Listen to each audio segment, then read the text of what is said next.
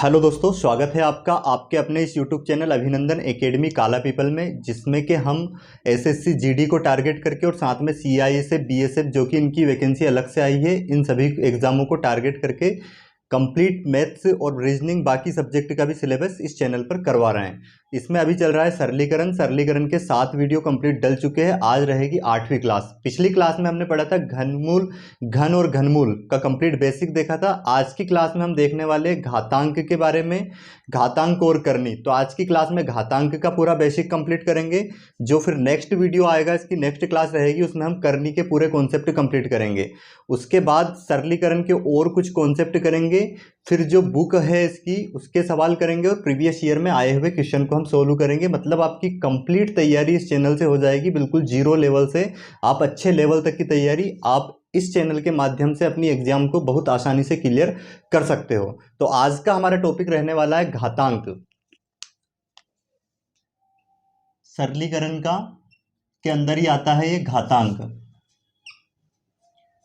Simplification.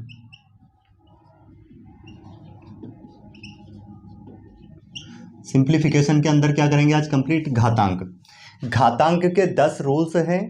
First rules यहाँ पे है, अगर क्या हो ए की घात एम इंटू में हो ए की घात एन, अगर इनका आधार समान है तो घातें इनकी क्या हो जाती है? प्लस हो जाती है, घातें जुड़ जाती है। तो यहाँ पे जैसे ए है और यहाँ भी ए है, आधार सेम है और इंटू है, तो घातें क्या हो जाएगी? प्लस हो जाएगी। मतलब ए की घात एम प्लस एन हो जाएगा। नेक्स्ट रूल्स रहेगा इसका, अगर यहाँ पे मल्टीप्लाई की जगह पे क्या हो? डिवाइड हो, ए की घात एम डिवाइड ए की घात एन हो, तो जब डिवाइड रहेगा तो घातें क्या हो जाएगी? माइनस हो जाएगी, अगर आधार क्या हो? सेम हो। तो यहाँ पे आ जाएगा ए की घात M minus N. Third rule से यहाँ पे देखें, अगर क्या हो? ए की घात जीरो हो। ए की घात जीरो मतलब किसी भी संख्या की अगर घात जीरो होगी तो उसका मान हमेशा क्या आएगा? 1 आएगा।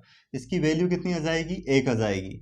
फोर्थ फार्मूला अगर हम इसका देखें, ए की घात एम की घात अगर क्या हो? एन, तो यहाँ पे क्या हो जाएगा? इनकी घातों का मल्टीप्लाई हो जाएगा। मतलब यहाँ पे आ जाएगा ए की घात एम इंटू में एन।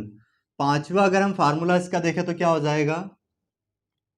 ए की घात अगर माइनस में है तो क्या हो जाएगा? इसको हम बटे में ले जाएंगे और घात हो जाएगी इसकी प्लस में। जैसे कोई संख्या अगर लिखी है, मान ले जाए माइनस का ये 2 की घात माइनस 1, तो इसका मतलब होगा इसको हम बटे में ले जाएंगे और घात काय में हो जाएगी इसकी प्लस में, और एक घात यहाँ पे लगाने की ज़रूरत नहीं है। इसके बाद देखें, अगर क्या आया यहाँ पे, मान लिया जाए 3 की घात माइनस 2 है, तो इसको हम लिखेंगे 1 बटे में 3 की घात 2। छठा रूल से यहाँ पे हो जाएगा, अगर क्या हो? ए बटे में बी हो और घातें अगर इसकी क्या है? माइनस में है घात, तो इसको हम पलट के लिख देंगे और घात हो जाएगी इसकी क्या? प्लस में। बी बटे में ए हो जाएगा और घात यहाँ पे क्या हो जाएगी? प्लस का एम। सातवां रूल से अगर हम इसका देखें तो सातवां रूल से हो जाएगा, अगर क्या हो? यहाँ पे ए की घात एम बराबर हो ए की घात एन, अगर आधार समान है और घातें इक्वल है, सॉरी आधार समान है और घातें अनइक्वल है, तो यहाँ पे क्या, और बीच में अगर क्या है? बराबर है, तो यहाँ पे इनकी जो घात है उनको हम क्या रख सकते हैं? बराबर में रख सकते हैं। क्या हो जाएगा? एम बराबर एन हो जाएगा।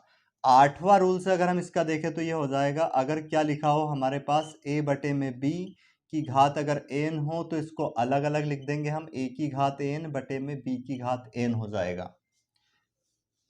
ये कौन सा रूल्स हो गया है? 8वां। अब अगर हम बात करें 9वें रूल्स की, तो ये हो जाएगा, अगर क्या हो? ए की घात एम इंटू में बी की घात एम, आधार अलग अलग है और घातें अगर सेम है तो इनका हम पहले मल्टीप्लाई कर सकते हैं। क्या हो जाएगा? ए इंटू बी और इसकी घात एम एक साथ लगा सकते हैं। उदाहरण अगर हम इसका देखें, प्रूफ करना अगर इसको हम चाहें तो क्या हो जाएगा? अगर 2 की घात 3 हो और इंटू में 3 की घात भी 3 हो, तो इसको हम लिख सकते हैं 3 दून 6 की घात 3, है ना। देखो, अगर अलग अलग हम 2 की घात 3 करें तो ये 8 हो जाएगा और 3 की घात 3 करें तो ये 27 हो जाएगा। इनका अगर हम मल्टीप्लाई कर दे आपस में तो कितना हो जाएगा? 8 सत्तू 56 का 6 हासिल कितना आ जाएगा? 5, 8 दून 16 और 5 कितना हो जाएगा? 21 और 216। वैसे 6 का क्यूब करेंगे 216 आ जाएगा। तो दोनों तरफ देखो बराबर आ गया, तो इसका मतलब इसको हम ऐसा भी लिख सकते हैं। ये फार्मूला समझ में आ गया होगा आपको। अब देखते हैं नेक्स्ट कॉन्सेप्ट। कॉन्सेप्ट नंबर 10वां क्या रहेगा, अगर क्या हो a की घात m की घात अगर n हो तो इसको हम, और अगर ऐसा हो ये बराबर नहीं होगा, मतलब अगर क्या हो a की घात m की घात n हो या फिर a की घात m फिर ब्रैकेट हो फिर n हो, तो इन दोनों की वैल्यू समान नहीं होती है, अलग अलग होती है। जैसे अगर हम उदाहरण देखें कि 2 की घात 3 की घात अगर 2 आ गया और क्या आ जाए, मान ले जाए 2 की घात 3 की घात 2, तो दोनों का आंसर अलग अलग आएगा, सेम नहीं आएगा। इसका मतलब क्या होगा, 2 की घात 3 पे क्या लगा है, वर्ग, मतलब यहाँ पे लिखना पड़ेगा 3 गुणित 3, और इसका यहाँ पे क्या होगा, डायरेक्ट गुना होगा, 2 की घात क्या हो जाएगा 6, तो यहाँ पे तो हो गया 2 की घात 9 और यहाँ पे क्या हो गया 2 की घात 6, दोनों की वैल्यू अलग अलग आएगी। तो इसलिए यहाँ पे याद रखना है a की घात m की घात n, है ना, a की घात m फिर ब्रैकेट उसकी घात n, तो यहाँ पे ये दोनों आपस में बराबर नहीं होते हैं। उम्मीद है आपको ये 10 रूल्स समझ में आ गए होंगे। अगर ये 10 रूल्स आपको याद है तो घातांक और करनी के जो भी हम कॉन्सेप्ट अब जो सवाल करने वाले हैं वो आसानी से समझ में आ जाएंगे, परंतु उसके लिए आपको ये सारे फार्मूले याद होने चाहिए, है ना, इनका कॉन्सेप्ट आपको समझ में आना चाहिए। अब देखते हैं हम कुछ और भी कॉन्सेप्ट जिनकी कि हमें ज़रूरत लगनी है। जैसे कि अगर हमारे पास क्या लिखा हो कि 2 की घात अगर 0 हो तो इसकी वैल्यू क्या होगी, 1 होगी, क्योंकि हमने यहाँ पे एक फार्मूला ही लिखा है। अगर a की घात 0, a की जगह पे कुछ भी संख्या आ सकती है, न्यूमेरिकल नंबर या फिर कुछ भी अल्फाबेट कुछ भी आ जाए, अगर उसकी घात 0 है तो उसका मान क्या आएगा, 1 आएगा। 2 की घात अगर 1 लगाएंगे तो कितना आएगा, 2, इसका मतलब 2 को एक बार लिखना है। 2 की घात 2 अगर है, इसका मतलब 2 गुणित 2 करेंगे 4 आएगा। 2 की घात 3 का मतलब क्या होगा, 2 की घात 3 का मतलब होगा 2 गुणित 2 गुणित 2, 3 बार लिखेंगे और आपस में उनका मल्टीप्लाई कर देंगे तो क्या आ जाएगा, 8 आ जाएगा। वैसे 2 की घात अगर क्या हुआ 4, तो ये हो जाएगा 16। 2 की घात 5 का मतलब हो जाएगा कितना, ये हो जाएगा 32, और 2 की घात 6 का मतलब हो जाएगा, 2 की घात 6 का मतलब हो जाएगा 64। 2 की घात 7 का मतलब होगा कितना, 128। 2 की घात 8 का मतलब होगा 512, और 2 की घात 9 का मतलब हो जाएगा कितना, यहाँ पे 256 होगा, बाय मिस्टेक ये हुआ है, कितना हो जाएगा 256।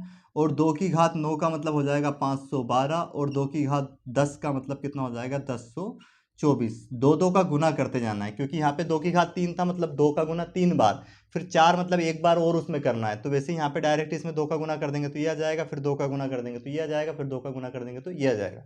तो इस तरह से ये बढ़ते जाएंगे। वैसे ही हमें याद करने हैं, क्या समझने हैं, 3 की पावर में। अगर 3 की पावर 0 हुई तो आंसर क्या आएगा, 1। अगर 3 की पावर कितनी हुई, 1, तो यहाँ पे क्या आ जाएगा 3। 3 की पावर अगर 2 हुई तो ये आ जाएगा 9। अगर 3 हुई तो कितना हो जाएगा 27। अगर 4 हुई यहाँ पे 3 की पावर तो ये कितना हो जाएगा 81। 3 की पावर अगर 5 हुई तो यहाँ पे हो जाएगा कितना 243। 3 की घात अगर 6 हो गए तो ये हो जाएगा 729। 3 की घात अगर यहाँ पे कितनी हो जाए 7, तो यहाँ पे हो जाएगा 2187। यहाँ पे क्या 3 3 का गुना होता जाएगा। वैसे 3 की घात 8 निकालना है तो इसमें 3 का मल्टीप्लाई कर देंगे, 3 की घात 9 निकालना है तो फिर मल्टीप्लाई कर देंगे 3 का, इस तरह से, परंतु यहीं तक ज़रूरत लगनी है। वैसे 5 की घात में भी हमें ज़रूरत लगेगी। 5 की घात अगर 0 हुआ तो 1 आएगा, 5 की घात अगर 1 आया तो 5, 5 की घात 2 मतलब 25, 5 की घात 3 मतलब 125, 5 की घात 4 मतलब हो जाएगा कितना 625, 5 की घात 5 का मतलब हो जाएगा कितना 3125, और 5 की घात 6 का मतलब यहाँ पे हो जाएगा कितना 15625। उम्मीद है आपको ये समझ में आ गए होंगे। अब करते हैं हम इन पर आधारित कुछ सवाल। तो यहाँ पे ध्यान से समझने का प्रयास करें। अगर हम पहले कॉन्सेप्ट की बात करें तो पहले कॉन्सेप्ट पर आधारित अगर हम बेसिक, अभी सिर्फ मैं बेसिक सवाल समझा रहा हूँ ताकि आपको ये फार्मूले याद हो जाए और इनका मतलब समझ में आ जाए, इनका मीनिंग क्या है, और ये जैसे मैंने लिखवाया है तो इनका यूज कहाँ पे होगा वो यूज समझ में आ जाए, है ना। कॉन्सेप्ट के तौर पे पूरे कॉन्सेप्ट हम कर रहे हैं, इसके बाद घातांक के बाद करनी के कॉन्सेप्ट कर लेंगे, और फिर जो जो चैप्टर के मैंने आपको बेसिक करवाए हैं उनके मैं पूरे कंप्लीट, जो बुक चल रही है मार्केट में उनके कंप्लीट सवाल सारे कॉन्सेप्ट उसके आपको करवाने वाला हूँ। कॉन्सेप्ट तो आपको पहले क्लियर हो जाएंगे, है ना, उसके बाद सवाल उसके डायरेक्ट करेंगे तो सारे सवाल आपको आसानी से समझ में आ जाएंगे। देखते हैं यहाँ पे पहला सवाल।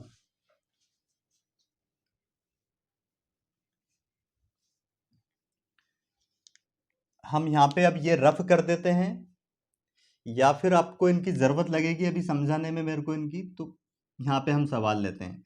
जैसे कि अगर हमारे पास क्वेश्चन क्या आ गया, पहला क्वेश्चन अगर हमने लिया a की घात 3, b की घात 4 और c की घात 5, और यहाँ पे मान लीजिए 7 है इंटू में, और यहाँ मल्टीप्लाई दे दिया a की घात 7, b की घात 2, और यहाँ पे आ गया मान लिया c की घात 3।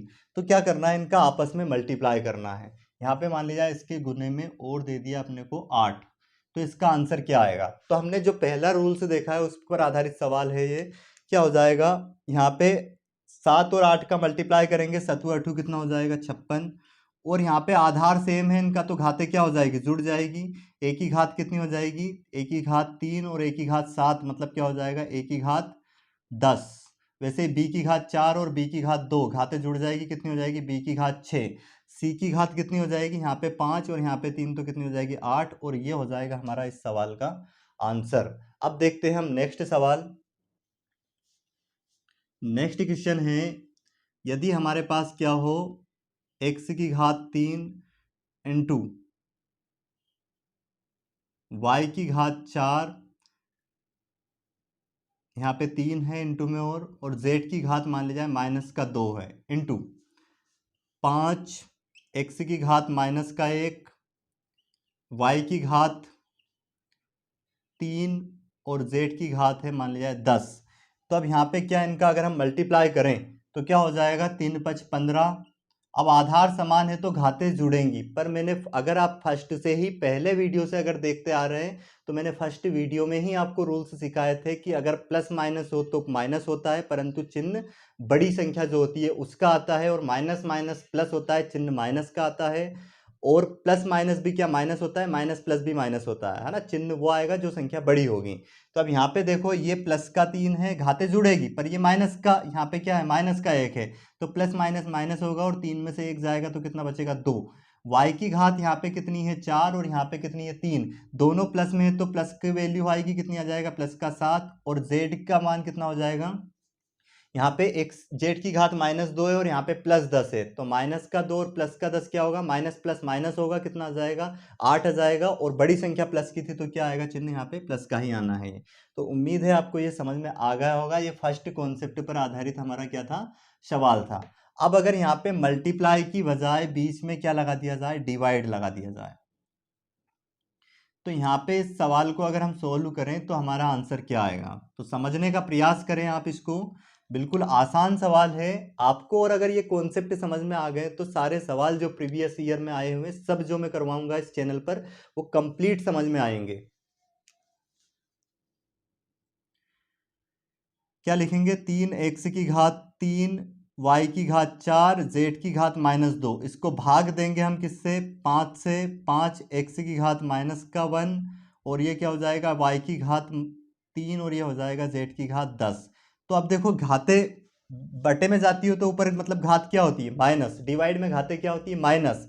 अब यहाँ पे 3/5 तो एज इट इज लिखा रहेगा, ये x की घात माइनस है, अगर बटे में माइनस में तो ऊपर जाके वो प्लस हो जाएगी, तो x की घात कितनी हो जाएगी, यहाँ पे 4 हो जाएगी। अब यहाँ पे x की घात 4 है, यहाँ y की घात 3 है, ऊपर जाके घात 3 माइनस हो जाएगी तो कितनी बचेगी, y की घात 1 बचेगी। वैसे यहाँ पे z की घात प्लस का 10 है तो ऊपर जाके माइनस हो जाएगी, और पहले से -2 है तो क्या हो जाएगा, z की घात -2 और -10 माइनस का 12 हो जाएगी, और ये हो जाएगा हमारा इस सवाल का आंसर। उम्मीद है आपको ये कॉन्सेप्ट समझ में आ गया होगा। अब देखते हैं नेक्स्ट। अगर क्या आ गया हमारे पास, मान लीजिए यहाँ पे आ गया 25 a की घात 10, b की घात 4 और c की घात 8, d की घात 2, डिवाइड बाय 5 a की घात 2, b की घात 3 और c की घात 5 और d की घात 4। इसको अगर हमें सोल्व करना है तो क्या आएगा हमारा आंसर, तो क्या करेंगे हम, ये वाली जो वैल्यू है इसको इससे भाग देंगे। देखो ये वाला रूल से डिवाइड में घातें क्या हो जाती है, माइनस हो जाती है, तो यहाँ पे हम डायरेक्ट कर रहे हैं, 5 से 25 कितने बार में कट जाएगा, 5 बार में। a की घात 10 है, ये डिवाइड में तो 2 घात ऊपर जाके माइनस हो जाएगी, कितनी बचेगी 8। b की घात 4 है, 3 माइनस होगी तो कितनी बचेगी, b की घात 1 लगाने की जरूरत नहीं है, c की घात 8 है और ये 5 माइनस हो जाएगी तो कितनी बचेगी, c की घात 3 बचेगी। d की घात 2 है और वो क्या है 4, तो 4 की ये ऊपर जाके माइनस होगी तो 2 में से -4 जाएंगे तो कितने बचेंगे, माइनस का 2 बच जाएगा तो d की घात -2 और ये हो जाएगा इस क्वेश्चन का आंसर। अब नेक्स्ट कॉन्सेप्ट पे हम देखते हैं सवाल। अगर क्या आया हमारे पास, मान लिया आ गया 3 की घात -4 प्लस 2 की घात -2 प्लस 1 की घात -1 और यहाँ पे घात अगर 0 आ गई तो क्या है, अगर घात 0 होगा तो पूरे का मान क्या हो जाएगा, इनको पूरे को सोल्व करेंगे फिर भी उसकी घात अगर पूरे की ब्रैकेट के बाहर अगर 0 है तो मान क्या आ जाना है, पूरे का 1 आ जाना है। तो ये कॉन्सेप्ट आपको समझ में आ गया होगा। वैसे अगर हम इस कॉन्सेप्ट की बात करें तो हमारे पास अगर ऐसा लिखा हो कि मान लिया लिखा है 3 की घात 4 की घात माइनस ये 1/4, इसको सोल्व करेंगे तो आंसर क्या आएगा, देखो क्या हो जाएगा, 3 की घात 4 तो ये 4 पहले से ही है और ये 1/4 का यहाँ पे गुना होगा तो 4 से 4 कैंसिल हो जाएगा और आंसर क्या आ जाएगा हमारा 3 आ जाएगा। जैसे मान लीजिए हमारे पास लिखा है 10 की घात 2 की घात 5 तो क्या हो जाएगा, 10 की घात 5 दून 10 तो 10 की घात 10 इसका आंसर हो जाएगा। कॉन्सेप्ट समझ में आ गया होगा। अब ये वाला देखें कॉन्सेप्ट, इस कॉन्सेप्ट पर हम एक सवाल लेते हैं। ये अभी मैं रफ कर रहा हूं यहाँ पे ताकि आपको सवाल समझ में आ जाए, इनकी ज़रूरत लगी तो बाद में फिर से हम नोट कर लेंगे, या फिर आपने इसका स्क्रीनशॉट ले लिया है तो आपके पास ये पहले से है। देखो इस कॉन्सेप्ट पर अगर हम सवाल लें तो मान लिया हमारे पास आ गया 2 की घात -1 प्लस 3 की घात -1 प्लस 4 की घात -1, ये सवाल है, इसका आंसर क्या आएगा। तो क्या करेंगे हम, सबसे पहले हमें पता है घात अगर माइनस में है तो उसको बटे में ले जाके लिख देंगे, तो ये हो जाएगा क्या 1/2, ये हो जाएगा 1/3, ये हो जाएगा 1/4। अब ये मैंने आपको जो हमारी क्लास थी जिसमें मैंने भिन्न को जोड़ना, घटाना, मल्टीप्लाई करना, डिवाइड करना, सारे रूल्स सिखाए थे, भिन्न के प्रकार सिखाए हैं, तो अब इनको हम प्लस कर सकते हैं। एलसीएम कितना आएगा यहाँ पे 12, 2 से कितनी बार में कटेगा 6 बार में, 3 से कितनी बार में कटेगा ये 4 बार में और 4 से कितनी बार में कटेगा 3 बार में। इनको अगर हम प्लस करें तो 6 4 10 3 13 बटे में क्या हो जाएगा 12 और ये हो जाएगा हमारा इस सवाल का आंसर। नेक्स्ट सवाल लेते हैं हम, इसी कॉन्सेप्ट पर एक और सवाल ले लेते हैं। जैसे मान लीजिए आ गया 2 की घात -2 प्लस 3 की घात -2 और यहाँ पे आ गया मान लिया -4 की घात -1, तो इस सवाल का आंसर क्या होगा।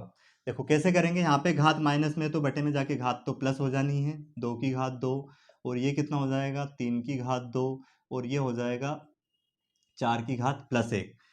यहाँ पे क्या हो जाएगा 1/4 और ये हो जाएगा 1/9 और ये माइनस का क्या हो जाएगा 1/4। अब देखो ये प्लस का और ये माइनस का ये तो कैंसिल हो गया, बचा कि हमारे पास 1/9 और ये हो जाएगा इस सवाल का आंसर। उम्मीद है आपको ये कॉन्सेप्ट अच्छे से समझ में आ गए होंगे। अब हम नेक्स्ट कॉन्सेप्ट पर आधारित एक सवाल लेते हैं ताकि आपको कॉन्सेप्ट अच्छे से क्लियर हो जाए। जैसे अगर हमारे पास आ गया मान लिया 1/2 और यहाँ पे घात आ गई -2 प्लस 1/4 की घात -3 प्लस 1/5 की घात -2, ये सवाल है, बेसिक सवाल बिल्कुल इस फार्मूले पर आधारित मैंने सवाल दिया है। तो हमें पता है अगर घात माइनस में हो और संख्या भिन्न में हो, बटे में हो, तो उनको हम पलट देंगे तो घात काय की हो जाएगी, ये प्लस की हो जाएगी। तो क्या करेंगे यहाँ पे 2/1 हो जाएगा और इसकी घात प्लस में हो जाएगी, प्लस ये 4/1 हो जाएगा, घात प्लस में 5/1 हो जाएगा और घात इसकी क्या हो जाएगी प्लस में। अब एक से तो भाग देंगे, कोई फर्क पड़ना नहीं है, वही संख्या एज इट इज आ जाएगी। इसके बाद अगर हम 2 का वर्ग करें तो 4, 4 का क्यूब करें तो 64 और 5 का वर्ग करें तो 25। इन सबको अगर हम प्लस कर दें तो कितना हो जाएगा 68। 68 में अगर हम कितना जोड़ दें 68 में हमें प्लस करना है कितना 25, तो यहाँ से 2 इसको दे दो पहले, इधर कितने हो जाएंगे 70 और यहाँ बचे कितने 23, तो 70 में 23 अगर हम प्लस करें तो कितना हो जाएगा 93। इस सवाल का क्या हो जाएगा आंसर हो जाएगा। उम्मीद है आपको ये कॉन्सेप्ट अच्छे से समझ में आ गया होगा। अब देखते हैं इस कॉन्सेप्ट पर आधारित हम सवाल के इसको हम कैसे हल करेंगे। तो इसके लिए मैं कुछ बेसिक चीज़ें आपको पहले सिखा रहा हूँ, वो बिल्कुल बेसिक चीज़ें जिनको हम एलजेब्रा में भी पढ़ेंगे आगे चल के, और जो लीनियर इक्वेशन और इसके बाद में हम पढ़ेंगे क्वाड्रेटिक इक्वेशन, मतलब रैखिक समीकरण, द्विघात समीकरण को सोल्व करना। आगे चल के आगे की क्लासों में भी हम सीखने वाले हैं, परंतु हमें यहाँ पे ज़रूरत लगनी है उनकी। इस घातांक और करनी में कई सवाल उस पर बनने वाले हैं, तो मैं आपको उसका कुछ बेसिक यहाँ पे सिखा देता हूँ, बाकी और आगे भी हम डिटेल में उनके बारे में पढ़ने वाले हैं। तो देखें कुछ कॉन्सेप्ट। ऐसी समीकरण जो एक चर वाली हो, मतलब ऐसी समीकरण जिसमें सिर्फ एक चर हो, तो उसको हम कैसे हल करेंगे। जैसे यहाँ पे हमारे पास आ गया, मान लीजिए 2x बराबर आ गया 14, तो यहाँ पे अगर हमें x का मान निकालना हो तो x का मान कैसे हम निकालेंगे। तो ध्यान से समझें, ये दो जो है ये कहाँ पे पहुंच जाएगा, बटे में। x बराबर कितना हो जाएगा, 2 बटे में 14 बटे में 2, तो 2 7 14, मतलब x का मान कितना आ गया, 7 आ गया। तो जब भी इस तरह से अगर आपको दिखे तो यहाँ पे क्या हो जाएगा, x का मान निकाल देंगे और वो कितना हो जाएगा, 7।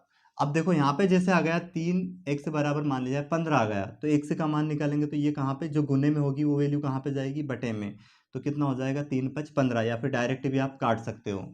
अब अगर कोई वैल्यू यहाँ पे प्लस में हो, जैसे अगर क्या हो, x प्लस 3 बराबर 15 हो। मैं मानता हूँ चीज़ें बिल्कुल बेसिक है, ये सबको याद होनी चाहिए, परंतु कुछ विद्यार्थी हैं ऐसे जिनको ये भी नहीं पता होता, तो उनको सिखाना ज़रूरी है ना। बिल्कुल अच्छे लेवल की चीज़ें भी आने वाली है, पर मैं चाह रहा हूँ कि ये सभी को समझ में आए, जो बिल्कुल तैयारी जीरो लेवल से शुरुआत से ही कर रहा है, उनको भी सारी चीज़ें अच्छे से समझ में आ जाए। सभी के लिए कंप्लीट ये वीडियो, कंप्लीट सिलेबस होने वाला है। ये जो प्लस का 3 है उधर जाके क्या हो जाएगा, माइनस हो जाएगा, क्योंकि पक्षांतर करेंगे। यहाँ पे ये जो 15 बराबर के इधर 3 को उधर लेके जाएंगे तो काय का हो जाएगा, माइनस का। तो यहाँ पे हो जाएगा x बराबर 12 और x का मान कितना आ जाएगा, 12। वैसे ही अगर ये वैल्यू माइनस में अगर हो इधर, तो उधर अगर मान ये 15 है तो ये उधर जाके काय का हो जाएगा, प्लस का। तो x 15 प्लस 5 कितना हो जाएंगे, 20, मतलब x का मान कितना हो जाएगा, 20। अब अगर वैल्यू ऐसी हो, यहाँ पे x बटे में 4 हो और बराबर में मान लिया 5 हो, तो जो वैल्यू बटे में है उसका गुना होगा यहाँ पे डायरेक्ट। तो x बराबर कितना हो जाएगा, यहाँ पे 4 5 20, ये हो जाएगा। उम्मीद है आपको ये समझ में आ गया होगा। और भी देखते हैं कुछ इक्वेशन बिल्कुल बेसिक, बाकी डिटेल में आगे हम पढ़ने वाले हैं इनके बारे में। कि मान लीजिए आ गया 3x प्लस का 4 बराबर आ गया यहाँ पे 19, और हमें निकालना है x का मान। तो क्या होगा, ये 4 पहले उधर जाके माइनस होगा, 3x बराबर 19 माइनस का 4, तो क्या हो जाएगा, 3x बराबर यहाँ पे हो जाएगा कितना, 15, और ये 3 5 15, x का मान कितना हो जाएगा, 15। एक और सवाल लेते हैं, जैसे 3x 3 बटे में 4 इंटू में x, और माइनस का मान लिया 5 है बराबर 10 है, तो x का मान हमें निकालना है। पहले ये 3 उधर 5 उधर जाके प्लस हो जाएगा, 3x बटे में 4 बराबर कितना हो जाएगा, 15, और ये 3 से कट जाएगा, 3 5 15, और जो वैल्यू बटे में होती है वो ऊपर जाके काहे में होगी, गुना में हो जाएगी इसके। तो कितना हो जाएगा, 5 चुक 20, ये x का हमारा मान हो जाएगा। तो ये तो बात हो गई एक चर वाली समीकरण के, कि हम उसमें कैसे x का मान निकालेंगे। अब अगर जैसे दो चर वाली समीकरण आ जाए, जैसे हमारे पास मान लिया जाए आ गया क्या, 2x प्लस का 3y बराबर 4, परंतु अगर इस सवाल में हमें दे दिया जाए कि y का मान क्या है, 1 है, तो x का मान ज्ञात करें। तो क्या करेंगे, हम y की जगह पे इसमें रख देंगे 1, यहाँ पे क्या रख देंगे, 1 बराबर कितना है, 4, 3 एकम 3, और 3 उधर जाके क्या हो जाएगा, अब माइनस हो जाएगा, और 4 में से 3 घटाएंगे तो कितना बचेगा, ये बचेगा यहाँ पे 1, और 1 से बराबर कितना हो जाएगा, 1/2। तो ये उम्मीद है आपको समझ में आ गया होगा। और देखते हैं, जैसे अगर हमारे पास आ गया 3x प्लस का 4y बराबर आ गया मान लिया जाए 15, और यहाँ पे y का मान अगर दे दिया जाए कि कितना है, y का मान है मान लिया जाए 2, तो x का मान याद करो कितना हो जाएगा, y की जगह पे 2 रख देंगे, कितना हो जाएगा, 4 दूना 8, 15, 8 उधर जाके क्या हो जाएगा, माइनस हो जाएगा। तो 3x बराबर 15 माइनस का 8। अब इसमें से क्या करेंगे, 15 में से 8 को अगर हम घटा देंगे तो 7 बचेगा, और 1 से बराबर आ जाएगा कितना, 7 बटे में 3। अब ये तो हमने दो चर वाली समीकरण में अगर एक का मान दे दे तो उसका हम कर सकते हैं। इसके बाद अगर दो चर वाली समीकरण डायरेक्ट अगर दें और उसमें एक्स वाई का मान ना दे और एक्स वाई का मान ज्ञात करना हो, तो उसके लिए हमें फिर दो समीकरण दे के रखेंगे जो कि 10th क्लास में थी, जिनको सोल्व करने के लिए विधियां थी क्या, विलोपन विधि, प्रतिस्थापन विधि और वज्रगुणन विधि, जो कि हम आगे चल के डिटेल में उनके बारे में सीखने वाले हैं जब अलजेब्रा हम उसमें पढ़ेंगे, है ना। तो अभी बेसिक जैसे हमारे पास दो समीकरण इस तरह से आ जाएं कि मान लिया जाए हमारे पास आ गया x प्लस वाई बराबर आ गया कितना 18, और x माइनस वाई बराबर मान लिया जाए आ गया कितना 6 आ गया। अब यहाँ पे अगर हमें x का मान निकालना है और y का मान निकालना है तो कैसे निकालेंगे? तो इसके लिए मैं आपको एक शॉर्टकट बता देता हूँ। शॉर्टकट क्या है? जब भी x का मान निकालना है तो इन दोनों को हम प्लस करेंगे और 2 से भाग दे देंगे, मतलब प्लस करके उनका आधा कर देंगे तो किसकी वैल्यू आ जाएगी? x की वैल्यू आ जाएगी। जैसे 18 और 6 को प्लस किया तो कितना आ गया? 24 आ गया, और 24 का जस्ट आधा कर देंगे तो क्या आ जाएगा? 12 आ जाएगा, और ये आ गया किसका? x का मान। और जब y का मान निकालना है, जब इस तरह से समीकरण हो, तो y का मान निकालने के लिए क्या करेंगे? दोनों का अंतर लेंगे, 18 में से 6 घटाएंगे, बचेगा 12, 12 का आधा कर देंगे, कितना हो जाएगा? 6, और ये आ जाएगा किसका मान? y का मान। देखो यहाँ पे ये कॉन्सेप्ट बना कैसे है, समझो ध्यान से। जब दोनों समीकरण को प्लस करेंगे तो ये प्लस कैंसिल हो जाएगा, प्लस माइनस, ये दोनों प्लस होके क्या हो जाएगा?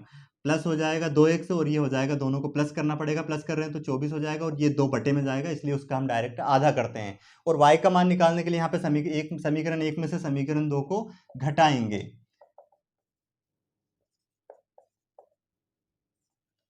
तो घटाएंगे तो चिन्ह परिवर्तित हो जाते हैं, ये प्लस हो जाएगा, ये माइनस हो जाएगा। तो अब देखो ये 2y हो जाएगा, और ये दोनों 18 में से 6 घट जाएंगे, कितने बचेंगे? 12, और ये कट जाएगा 2 छन 12। तो डायरेक्ट हम कैसे करेंगे इसको?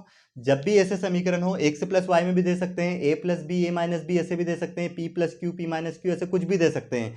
तो हम उसमें p का मान निकालना हो तो क्या करेंगे, या फिर x का मान निकालना हो तो दोनों वैल्यू को प्लस करेंगे और 2 से भाग दे देंगे। और y का मान निकालने के लिए क्या करेंगे? दोनों का अंतर लेंगे, डिफरेंस लेके क्या करेंगे? 2 से भाग दे देंगे, तो y का मान आ जाएगा। जैसे हम और भी एग्जाम्पल ले लेते हैं। मान लीजिए यहाँ पे आ गया x प्लस वाई बराबर आ गया कितना?